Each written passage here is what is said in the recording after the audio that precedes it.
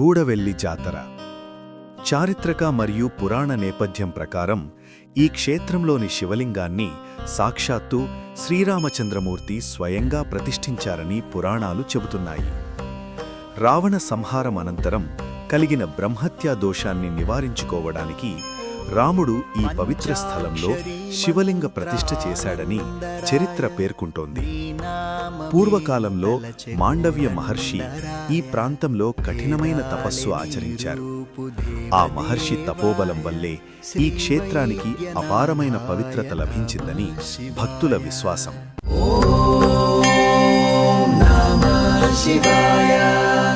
ఈ ఆలయం పుణ్యనదుల సంగమ ప్రాంతంలో స్థితి చేసి ఉండటం దీనికి మరింత మహిమను చేకూర్చింది.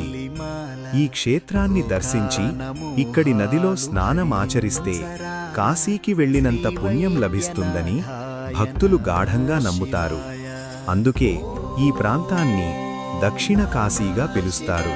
శుక్లపక్ష త్రయోదశి నాడు ప్రదోష సమయంలో స్వామివారికి అభిషేకం చేయడం వల్ల సంతాన ప్రాప్తి కలుగుతుందని వనరులు తెలుపుతున్నాయి.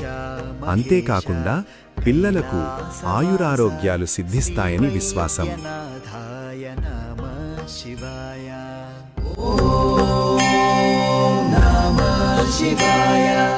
పుష్య అమావాస్య రోజున ఈ క్షేత్రంలో స్నానం చేసి స్వామివారిని దర్శించుకుంటే మహాపాపాలు కూడా తొలగిపోతాయని భక్తుల ప్రగాఢ నమ్మకం. మహాశివరాత్రి జాతర సమయంలో స్వామివారికి నిర్వహించే గ్రామ ప్రదక్షిణ అత్యంత ముఖ్యమైన ఘట్టంగా నిలుస్తుంది. ఊరి ప్రజలందరూ కలిసి స్వామివారిని ఊరేగిస్తూ చేసే ఈ ప్రదక్షిణ గ్రామానికి శుభం, సమృద్ధి కలిగిస్తుందని విశ్వసిస్తారు. జాతకంలో దోషాలు ఉన్నవారు ఈ జాతర సమయంలో ప్రత్యేక పూజలు, అభిషేకాలు నిర్వహించడం ద్వారా మానసిక శాంతి మరియు దోష నివారణ పొందుతారని నమ్మకం.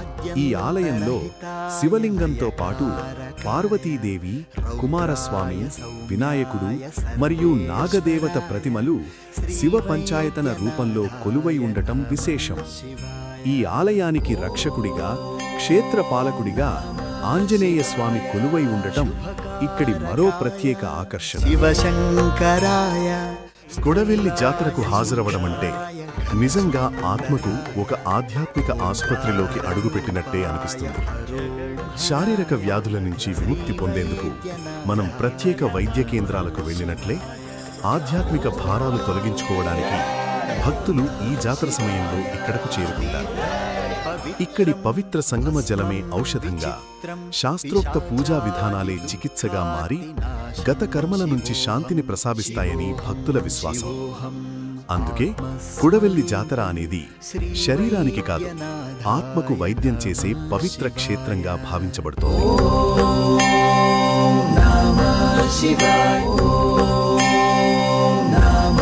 శివాయ.